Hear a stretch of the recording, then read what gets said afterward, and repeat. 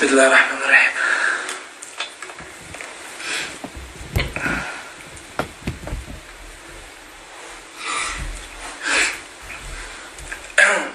بدأنا.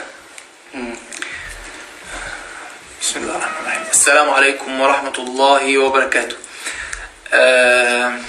معكم اسلام صبحي، دي البيج الرئيسية بتاعتي، ويمكن دي تجربة جديدة ان انا اطلع لايف على الانستا. انا دايما كنت بطلع على فيسبوك، سواء على البيج الرئيسية بتاعتي او الصفحة اللي هي البروفايل. بس يمكن استاذ انس اعرفكم بيه، ده انس الشافعي، اخو القارئ احمد الشافعي، هو المفروض اليمازي، وبياكل ايس كريم دلوقتي، فهو مش فاضلنا. بس ده انس اخوه يعني، وده معظم الفيديوهات اللي على البيج بتاع الانستا هو اللي بيبقى مصممها يعني، مع محمود شلبوك كده يعني. فهو اللي قال لي اقترح عليا ان انا اطلع على اللايف على الانستا. فالحمد لله رب العالمين. اولا كل عام وانتم بخير بمناسبة شهر رمضان المبارك. يا رب تكون سنة كويسة ولطيفة بالرغم من الأحداث اللي بتحصل. إن شاء الله لو التزمنا بالقواعد المطلوبة مننا إن شاء الله الأيام هتعدي على خير. وإن شاء الله رمضان الجاي مش هيبقى ممل ولا حاجة. وأنت كإنسان مسلم لوحدك كده تقدر تخلي رمضان ده حاجة تانية يعني، مش شرط إنك تمارس رمضان اللي كنت بتمارسه كل سنة بسبب طبعا الظروف اللي قابلتنا. الموضوع طبعا غير لما نصلي في المسجد تراويح وكده. بس ما يعني كل واحد فينا ما ياخدهاش حجة ويقول والله ده بسبب الفيروس وكورونا ومش عارف ايه والجوامع مقفولة. فلا، دي مش حجة خالص انك تسيب التراويح او تسيب وردك من القرآن او كده. الفيروس قفل المساجد بس المفروض ما يقفلش قلوبنا يعني. فالله المستعان يعني، نشد حيلنا كده ونستعد ان شاء الله ونستعين بالله، وان شاء الله ربنا يعيننا يعني على قضاء رمضان باذن الله رب العالمين. واعاد الله عليكم بالسعاده واليمن والبركات واليمن بتاعت اكس. فده لايف كده ان شاء الله.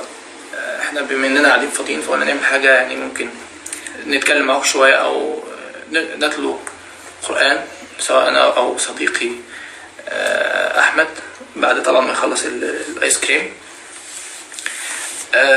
ويمكن انس يساعدنا في تمام. انا بقترح انك ممكن تبدا من هنا شهر رمضان، ممكن نبدا بعيد شهر رمضان. تمام.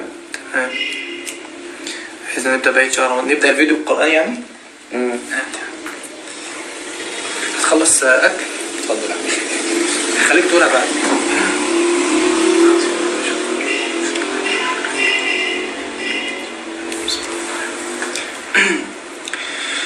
أعوذ بالله من الشيطان الرجيم. بسم الله الرحمن الرحيم. شهر رمضان الذي أنزل فيه القرآن هدى للناس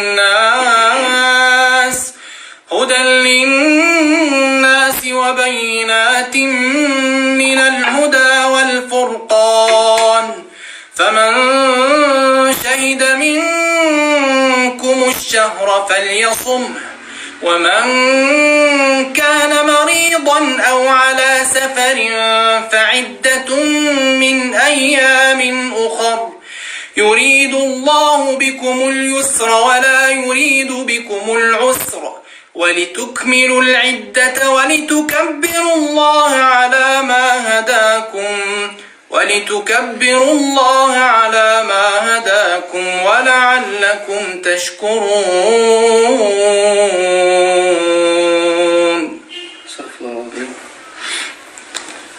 احمد يقولها ولا يستنى شويه؟ عايز يقولها. ماشي، عايز يستنى. ماشي يا احمد. انت خلصت؟ لا خش. طيب ممكن نقترح الايه الثانيه تبقى ايه الكرسي. انت مالك سخن ليه كده؟ سوره البقره. شويه كده. ايه ده؟ انت شغال، انت لحقت.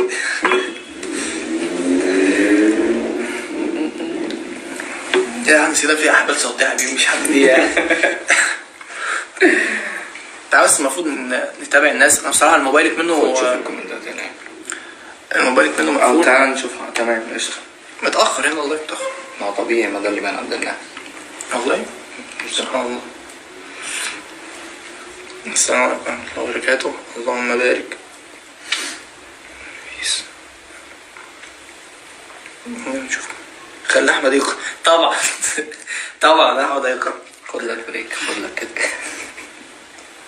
يلا يا باشا عشان هخش. المدير نفسه يقبلك. ممكن تقول سأقبل يا خالقي من جديد.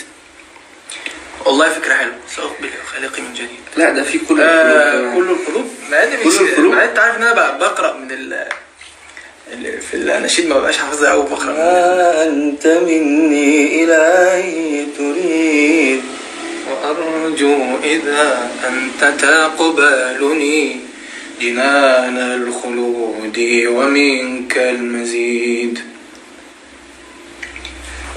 صاد ساعة. عاوزين ولا غيرها؟ عاوزين ايه؟ كل القلوب.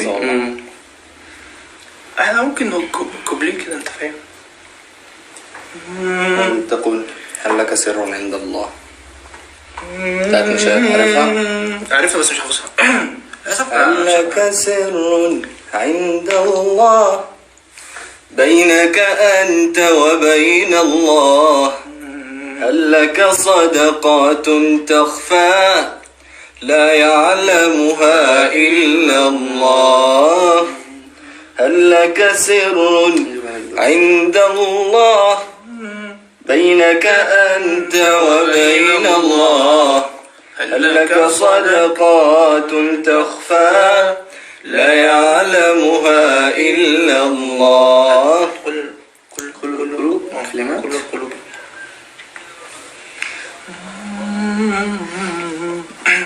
مصطفى يقول لك هل أنت تحبني؟ كل القلوب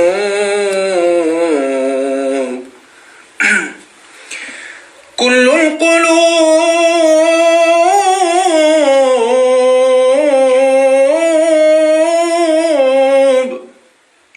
المفروض انك حافظها يا اخويا. كل القلوب إلى الحبيب تميل ومعي بهذا شاهد ودليل.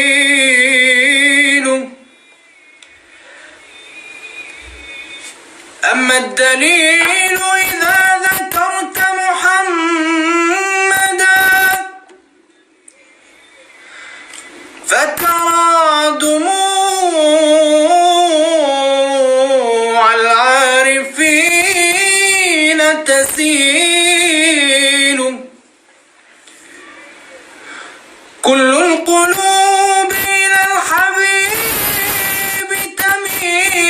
تميل ومعي بهذا شاهد ودليل. أما الدليل إذا ذكرت محمدا فترى دموع العارفين تسيل. صدقنا أحلى من التسجيل. أحلى إيه؟ الله المستعان. ما تخش كده كل القلوب يعني. ادينا حتة مش هجيب لك كلمات تحكي شوية على نفسك. كل القلوب إلى الحبيب تميل ومعي بهذا شاهد ودليل.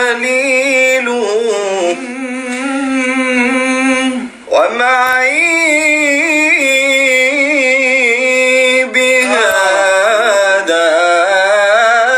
شاهد ودليل. أما الدليل إذا ذكرت محمدا أما الدليل إذا ذكرت محمدا صارت دموع العاشقين تسيل. الله يا جدع. طب ما انت حلو امال فيك بقى. طلعني معاك في اللايف يا شيخ. طلعنا معاك في اللايف صحيح يا عم، انت معانا في اللايف. خش كان في هات كده إلهي وقفت دموعي تسيل. دي بصراحة حلوة أوي. إلهي رجعت تاني. إلهي وقفت دموعي. ده بتاعت مين؟ إلهي وقفت دموعي تسيل. أو إلهي منظرتي. عشان إلهي رجعت. لا بس إلهي منظرتي. وقفت ولا لما؟ هي دي حاجة وهي حاجة بس هتعرف.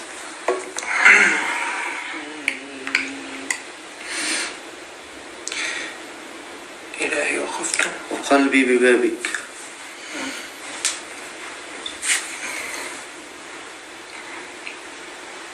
عارف بتاعت أبكي على شم الهوى بعيوني مجد دي إلهي وقفت هنعملها. تسيل. إلهي وقفت قلبي ببابك ببابك قليل. أبكي على شم الهوى بعيوني وناظر أغيب في ساحاتها بين المساجد. هو مش جايب في كلمة واحد. وقفت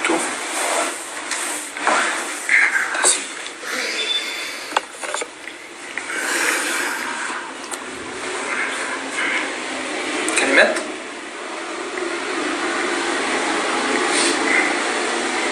بتاعت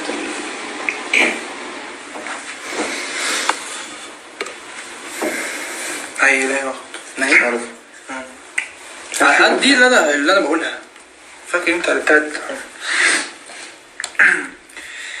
إلهي وقفت دموعي تسيل وقلبي ببابك باك ذليل.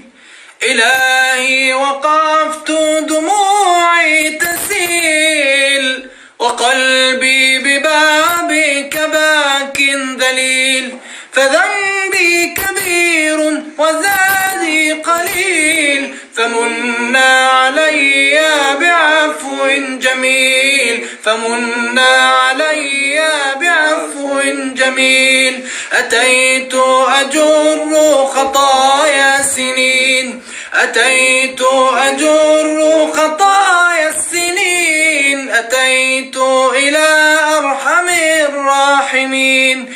وكل اعتقاد وكل يقين بأن لديك شفاء العليل. بأن لديك شفاء العليل. سألتك مغفرة للذنوب وسترا لما مسنا من عيوب. سألتك مغفرة للذنوب وسترا لما مسنا من عيوب.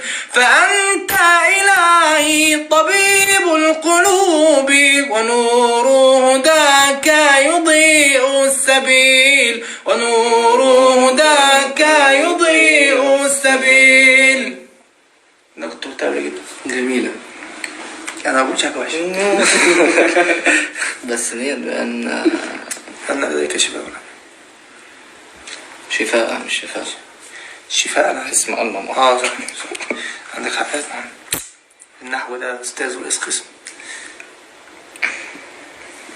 مسألة تعود. أنت فاهم؟ واخد بالك. إلهي رجعته. أنت عايز تحب الإلهي رجعته. دي محتاج إنك تسمعها عشان تعبد الله. أنا مش فاكر والله. محمد نبينا حوزنا محمد عليه الصلاة والسلام. كان في حاجات تانية من اللي احنا كنا بنقعد نعملها مع بعض كده. هقول لك. واحد بيقول شاف لك رؤيا وانت على ضفر المقابر. الله المستعان. نجيب تعرف هيبقى عندنا حاجات كتير بتطلع لايف تلاقي كان جاي هنا وقال ليس الإنسان إلا ما سعى. ليس الإنسان إلا ما سعى. يا طيبة يلا. عايز اتنبه انت ما يعني متبقاش عارف حكمها اوكي، بس لما بتعرف حكمها يعني الواحد بيعرف. حلال حلال حلال. كان في يلا نقول عارف فاكر الشوكتان ماشي. وسمع. ما هي سامعها وحافظ ممكن قولها بس هما البقين دول. قولها خش هجيب لك الكلمات. خليه. انا نفسي مش حافظ بس في انشوده زمان كده احنا في ثالثه ابتدائي ولا حاجه، كان بتاعت ايه؟ يا اله العالمين. والله كده بتاعت ايه؟ يا مجيب السائلين هب لنا منك رجاء وسداد ويقين، رب جملنا بعلم وهدنا دنيا ودين، ربي المحسن فهبنا انت خير المحسنين. لا مش عارف. وتجاوز إن أسأنا. ولا تكملة البيت كده. هاتها كده، هات يا إله العالمين. هات يا إله العالمين ونقعد نقولها بطرق مختلفة. طب والله هتبقى فكرة حلوة. كيارز مش شرط بنفس اللحن. لحن. لا لا لا. هو مبدئيا ما بنفهمش في اللحن ولا حاجة. انت هي هاتوا خلاص. انت معاك قافية. حسنا بنتكلم ملحن. ده هي امسك.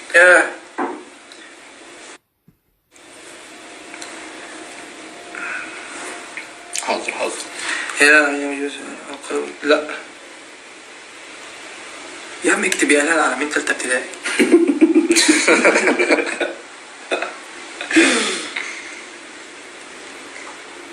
فرش التراب يا ضمني. فرش التراب حول الرمال تنفني بل من ورائي، والنور خط كتابه أنسي لقائي أنسي لقائي. فرش التراب يضمني وهو غطائي، حول الرمال تلفني بل من ورائي، والنور خط كتابه أنسي لقائي. في تعالى استنى هقولها كده بطريقة أنا مش عارف حافظ الكلمات. انا حافظ كمان. انا ما اعرفش اذا كنت هقول صح ولا لا. هقول كلمات صح بس الطريقة انا ما مش لازم الطريقة.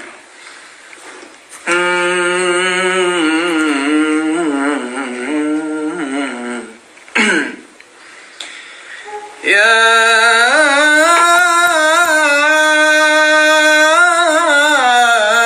إله العالمين،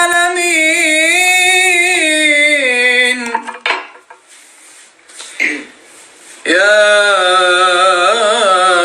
مجيب السائلين، يا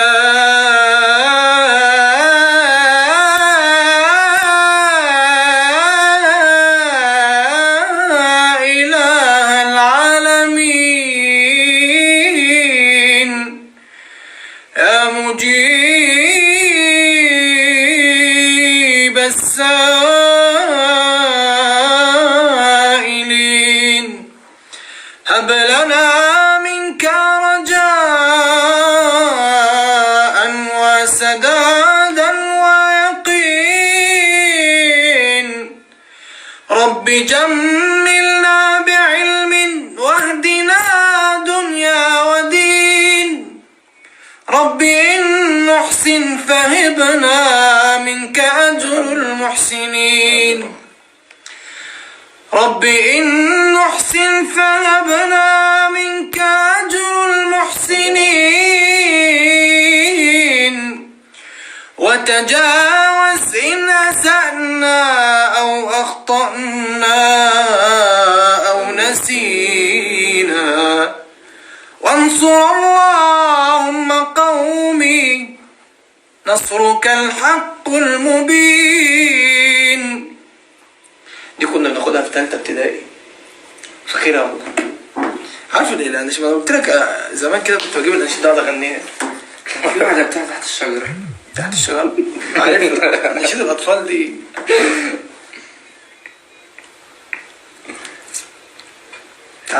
تعالى اناشيد، تعالى يلا نكمل. نقترح آيات تقولها. خد خد يا فندم. انت داخل ايه؟ الآية في اللي بعدها يعني. ممكن نبدأ بآية الكرسي. انت هات الكرسي. خلي احمد يقول الكرسي. خد يا يلا. لسه مسجل بكرة. واحدة. طيب أحمد؟ هنا هتمسح تاني للأسف. هي والبقرة. عشان انت تبقى ساعة وكده، فاهم؟ لأنك انت ممكن تسمعها ما تلاقيش فيها حاجة. المفروض مفيش كلام. المفروض ما انت مش هتعرف تقرا من دي. بتاع ده صغير فعلا. هو ايه؟ كلام هنا صغير. بس انت حافظها. حافظينها. يعني بص مالهاش علاقة بالأي، يعني انت لما يبقى قدامك مصحف ومن حفظك اعمل مصحف أكبر. ده مش ضبط. والله مالهاش علاقة بالحفظ. عشان تقلل نسبة الخطأ يعني بس. المفروض. أعوذ بالله من الشيطان الرجيم. بسم الله الرحمن الرحيم. يا أيها الذين آمنوا أنفقوا مما رزقناكم من قبل أن يأتي يوم لا بيع فيه ولا خلة ولا شفاعة والكافرون هم الظالمون. الله لا إله إلا هو الحي القيوم لا تأخذه سنة ولا نوم له ما في السماوات وما في الأرض من ذا الذي يشفع عنده إلا بإذنه يعلم ما بين أيديهم وما خلفهم ولا يحيطون بشيء من علمه إلا بما شاء وسع كرسيه السماوات والأرض ولا يؤوده حفظهما وهو العلي العظيم. الله أكبر. الله الله. قولها انت بإسلام. عايز نقولها؟ وماله؟ خد. هات.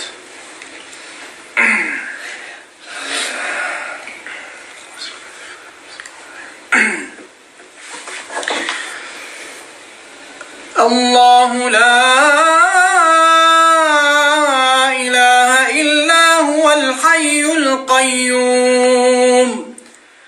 لا تأخذه سنة ولا نوم له ما في السماوات وما في الأرض من ذا الذي يشفع عنده إلا بإذنه يعلم ما بين أيديهم وما خلفهم ولا يحيطون بشيء من علمه إلا بما شاء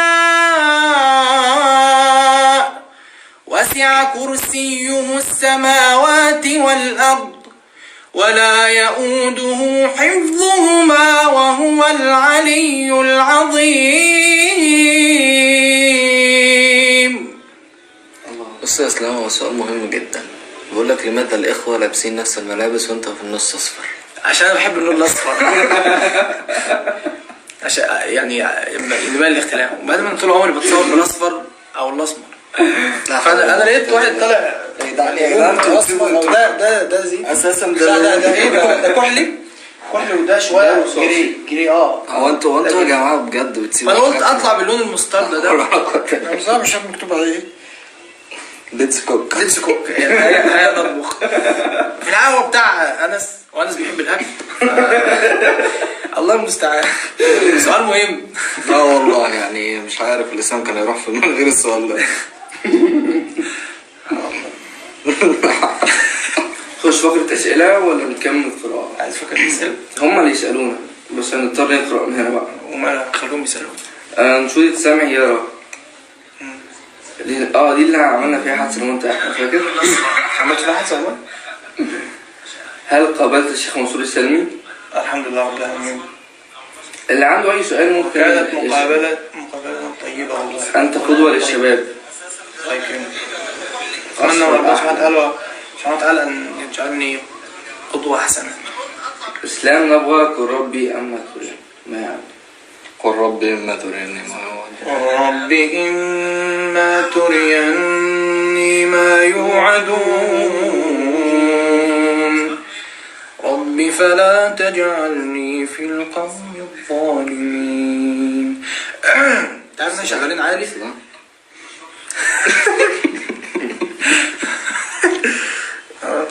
انا في حاجه سورة في الأحقاف نقطه سجلت مرتين، ما السبب؟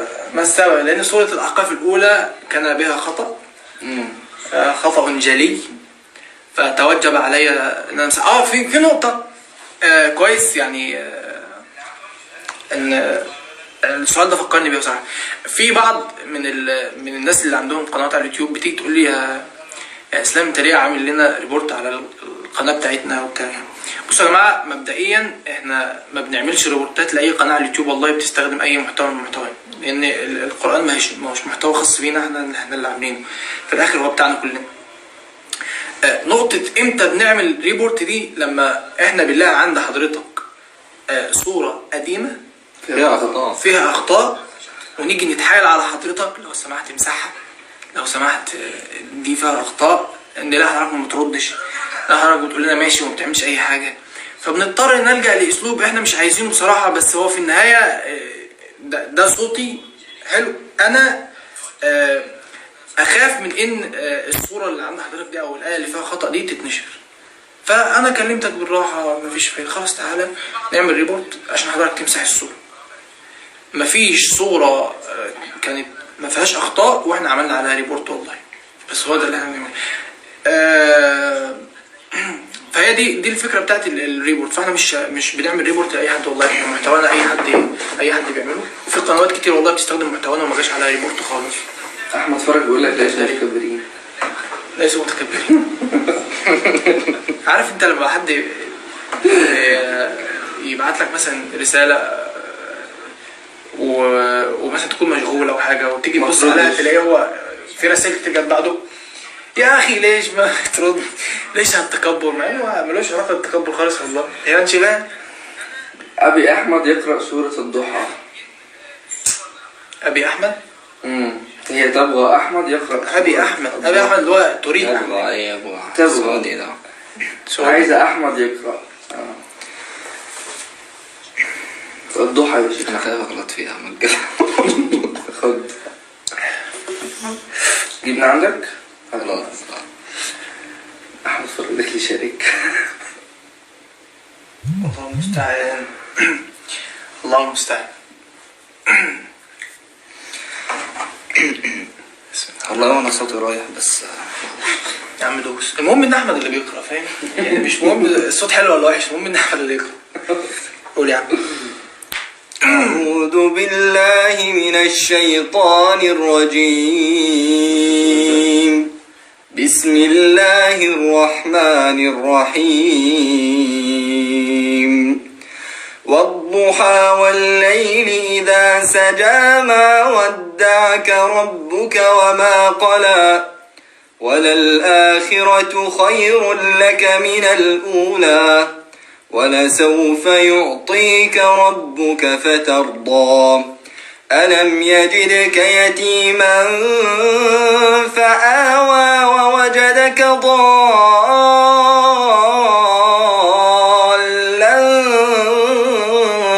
فهدى ووجدك عائلا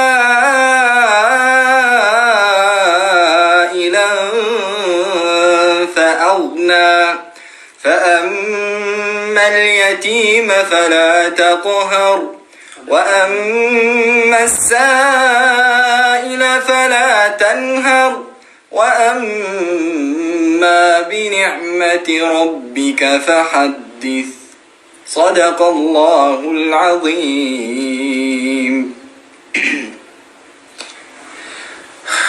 الله أكبر، الله أكبر عليك يا مان. الله أكبر، الله أكبر. اسلام سنة كام طب بشري؟ 98. بلاش أقول سنة كام طب بشري الصراحة، علشان السنة دي مختلف عليها حاليا. إن شاء الله أنا سنة رابعة في الفرقة الرابعة يعني في طب بشري، وهي في حاجة سنة مختلف عليها من الناس، هل هي نقل، هل هي في كليات كتير. 98 خلاص. جواب مختصر. يعني عايزين أغيب وذو لطائف لا يغيب، ممكن؟ أغيب وذو اللطائف لا يغيب. أغيب. نأسف على الانقطاع في الفيديو. قلنا عليه مننا. في على مصطفى؟ هو هنا أصلا؟ هنا في مصر؟ هنا في مصر. هيسافر ازاي؟ هيطلع يقول كلمة.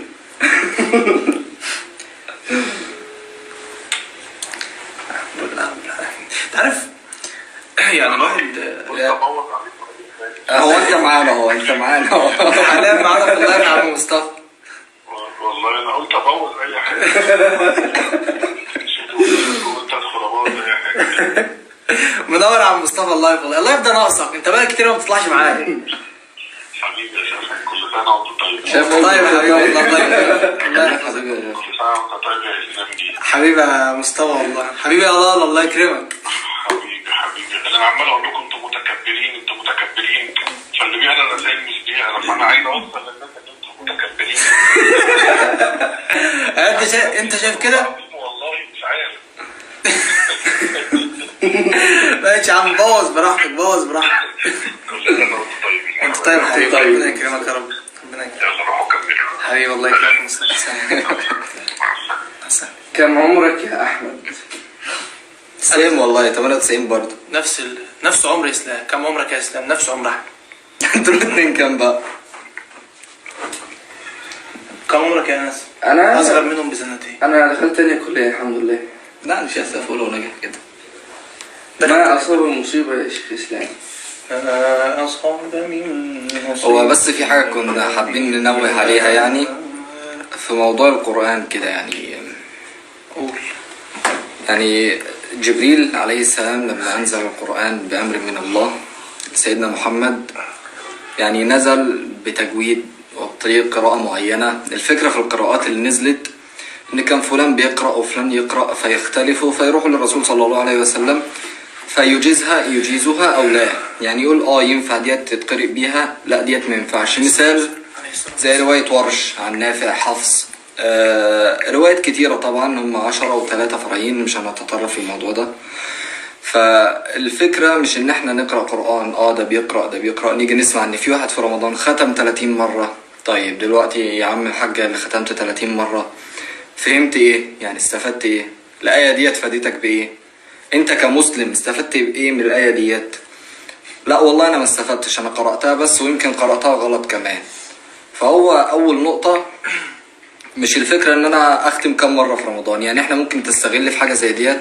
الدكتور ايمن سويد 114 حلقة على قناة اليوتيوب، كل حلقة ممكن 5 دقايق حاجة زي كده، انت ممكن تسمعها وتطبق على شيخ، تطبق على حد مهما كان بيقرأ احسن منك بحرف واحد، فايا كان هتستفيد منه. فانت ممكن تستغل فترة القراءة ديت في ان انت مثلا تتعلم تجويد. سيبك من التجويد، ممكن ده ممكن يعني هو لازم ولابد، بس سيبك منه. افتح التفسير ابن كثير، الطبري، افتح تفسير الميسر. بدل ما تقرأ في اليوم جزء، لا اقرأ صفحة وافهم معناها، جت فين، نزلت فين، على مين، ايه سببها، ايه موضوعها، نزلت ليه، طب احنا كمسلمين نستفيد ايه من الآية ديت. يعني مثلا مؤخرا انا نشرت قصة البقرة بتاعت بقرة صفراء فاقع لونها تسر الناظرين. طب احنا عارفين ديت كانت ليه؟ يعني كنا عارفين المغزى من القصة ايه؟ المغزى من القصة في الاخر عرفناه ان احنا الرسول او ربنا امرنا بحاجة نعملها وما نجادلش. يعني نعملها وما نجادلش. فطبعا المغزى من القصة ان بنو اسرائيل ان الله يأمركم ان تذبحوا بقرة. طب ليه؟ طب عشان ايه؟ طيب احنا كنا نعرف حاجة زي ديت ما نعرفش ايه سببها. فالفكرة يعني افلا يتدبرون القرآن.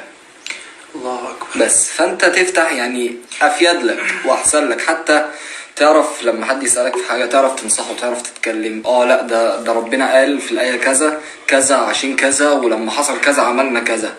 لكن لو انا واحد بقرأ بسم الله الرحمن الرحيم وهو الذي ولقد ارسلنا، طيب انا استفدت ايه؟ يعني انا قمت من هنا خلاص. وبعدين القراءة باللسان لازم تفكير وتدبر. طيب الآية، فيعني انا شايف يعني ان كل واحد يفتح في رمضان بدل ما يقرأ جزء بعد كل صلاة او جزء في اليوم، لا يكتفي بصفحة يفهم معناها. والله هتلاقوا الموضوع مثير جدا، زي واحد بيقرأ رواية كده فهو بيبقى يعني حاشا لله، فالواحد بيبقى مستمتع وهو بيقرأ يعني. ده شيء عظيم جدا والله. يعني انا برضو بدعو للتفكر والتأمل في آيات ربنا سبحانه وتعالى. لكن مش معنى كلامنا يعني او انا مش بعدل على كلامك الله يحفظك، ولكن ممكن احنا يعني لا ممكن تقرأ جزء في اليوم عادي، بس صفحة واحدة بس هي اللي تشوف معناها وبعد كده انا فاهم. هي الفكرة في هي مش دعوة من انك تتكاسل عن القراءة، لان يعني لو هتقدر تقرأ 30 صفحة في اليوم ومع ذلك صفحة كده تعرف معناها او تعرف الفكرة ان التفسير كل تفسير فيه كذا اقوال، فالتفسير كتير فاللي هيفتح عليه كتير. ممكن التفسير الميسر يعني مش شرط تبقى عارف التفسير كله. ممكن التفسير الميسر بحيث انك حتى وانت بتقرأ الآيات تبقى فاهم انت بتقرأ ايه، مش بس بتقرأ وخلاص. فهي مش دعوة من انك تتكاسل زي الناس برضو اللي بتقول لك يعني القراءة أهم وكده وما تحفظش وبتاع. لا يعني بصراحة شايف ده مش صح. لو هتقدر تحفظ احفظ، دي مش دعوة مننا انك ما تحفظش. خذ من الخير ما استطعت يعني اللي تقدر عليه. يعني هات شوف زي ما بتجيب جهدك اخر جهدك في المذاكرة علشان تجيب درجات عالية. ولا دي بيجيبوا كتب فين؟ والله عادي والله. انا بتكلم بتفكير المعظم. يعني زي ما انت بتفكر عامة انك لازم تذاكر جامد علشان تجيب درجات عالية، فكذلك الحال مع القرآن. يعني لازم قادر تحفظ احفظ، ما تخليش لا ده الحفظ ملوش. لا مين قالك انه ملوش فايدة؟ لا قادر تحفظ احفظ، ولكن بلاش تحفظ وانت ما بتقرأش. يعني بلاش تحفظ وانت مش مجود، وبلاش تحفظ ومجود وانت ما انتش فاهم. ايوه كده. يعني هي خطوة. وتاني حاجة ما تحفظش. يعني يعني القراءة احسن من الحفظ في ايه؟ انك ما ينفعش تبقى حافظ وما بتقرأش. يعني حكاية انك انا حفظت 30 جزء والدنيا تمام بس ما بقرأش، ماليش ورد يوم او بتاع. لا هو القرآن بيتفلت من صاحبه. ايوه كده. فلازم يبقى ليك ورد على طول كده، المداومة. وهتقدر بعد كده. يعني انت الاول بتعمل ايه؟ انت بتفهم اللي انت هتقرأ، وبعد كده قدرت بقى انك تقرأ وقدرت بدل صفحة 2 3 10 30 تمام، قدرت بعد كده تحفظ، يا سلام. فاهم؟ لكن النقطة بس اللي احنا بنتكلم فيها انك ما ينفعش تبقى حافظ وما بتقراش، ما ينفعش تبقى بتقرا وانت مش فاهم. في حاجة جميلة جدا جدا جدا والله. يعني سير الصحابة والتابعين. جميل. انت لما تفتح كده من تسعر بهم النار يوم القيامة، قارئ للقرآن، صح، إمام للناس، صح، مجاهد في سبيل الله، صح، عالم. طب ليه يا رب؟ ده عشان قرآن قرئ لأن عشان يقول ده فلان بيقرأ، الله ده صوته ملوش حل، ده ملوش حل. طيب يا حبيبي، عايز جزاك من الناس خده في النار. وعالم عنده من العلم ما يفيض يعني. بس فين علمه لنفسه؟ ما بيفيدش فيه غيره. مع ان في يعني لو بصينا من الناحية التانية، وعلم ينتفع به إذا مات ابن آدم انقطع عمله إلا من ثلاث: ولد صالح وصدقة جارية وعلم ينتفع به. فأنت دلوقتي أول من تسعر بهم النار عالم عشان كتم علمه، قارئ القرآن عشان إيه؟ عايز منه رياء أو يقول لا ده فلان صوته جميل، لا ده ملوش حل. والتاني مجاهد في سبيل الله، مجاهد في سبيل الله اللي بيدفن بدمه وما بيتغسلش ودمه بيبقى مسك في تربته، بس هو طلع يجاهد ليه؟ طلع يجاهد عشان يقول له ده فلان مات في سبيل الله. طيب هتيجي يوم القيامة انت عايز جزاءك من الناس، عايز الناس تقول عليك كده، خد جزاءك من الناس. انت ربنا هيقول لك انت مالكش عندي جزاء، فانت في النار. فنخلي بالنا من النقطة ديت. اي نعم الشيطان بيحب يتغلل يعني في ظاهرها صح، في باطنها يعني مانع، لا بس بشرط يكون بيقرأ صح. لا ثواني، ده كومنت حلو، وانا بصراحه كنت محضر المفاجاه مش هقول لكم عليها ايه، لكن بيقول بس هي إيه؟ من هذا القبيل، ان احنا هيبقى ان شاء الله نحاول نستضيف الناس اللي بتقرا قرآن مصطلح حلو، بس هيبقى الاول باك ستيج، يعني مش هتشوفوهم، هنلاقي منهم اللي تجويدهم كويس وهنبتدي نزورهم عشان نفس الغلطه اللي انا عملتها كده تفاديا يعني ليها. فهنجيب ناس يعني مثلا نفترض 20 واحد دخل لنا في الخاص وبعت لنا الفيديو بتاعه ان هو صوته حلو وبيقرا وكده. ال20 واحد دول منهم مثلا 7 تجويدهم كويس ومظبوط، والباقي تجويدهم مش حلو.